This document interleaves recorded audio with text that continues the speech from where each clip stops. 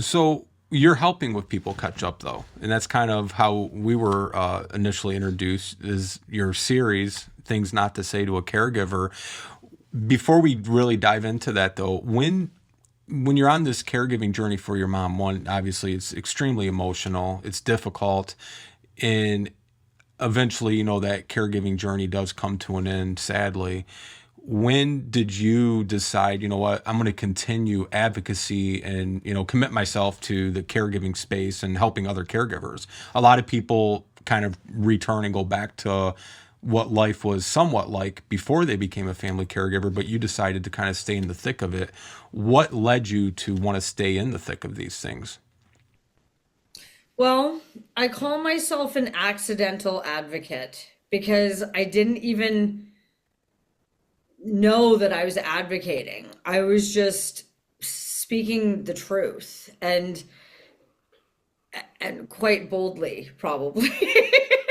You know me a little bit. You can probably believe that. Uh, but we were in the system, we were navigating this situation, and I was never rude or unfriendly because as a producer, I know that that doesn't really get you very far. You need a lot of things and you need people to want to give you those things. But I would just be very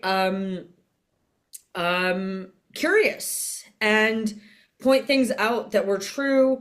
And then things started coming my way like, hey, this group needs to hear from a caregiver. Would you speak to this group? Or be a patient advisor, caregiver advisor, or we have a seniors advocate here in BC, which is a government job, but at least we have somebody. Mhm. We just had someone really great for many years, and she retired. But I helped weigh in on a home support survey and just kind of doing all these things. So I became an advocate accidentally. And of course, while I was navigating being in the hospital or just accessing services like I that was advocating. And after mom left, I just kind of felt, well, mom didn't go through this for nothing. She would Mom would give you the shirt off her back if it was the last thing she had. She would help anybody. Mm. And she would want what her lived experience to help other people. And that's why I share our story. I speak up, I speak out. And I won't stop doing that unless people are like really rejecting me, Lance. But so far, no, but even if so, maybe that just means there's something that really needs to be said, that people just don't want to hear. But I kind of look at it as it's my mom would want this to continue. Right.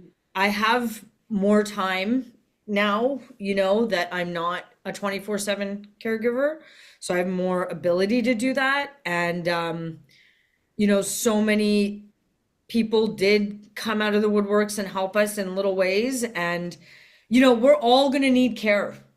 Yeah. We're all going to need care. So it could even be selfish. Like I'm doing it for me. Right.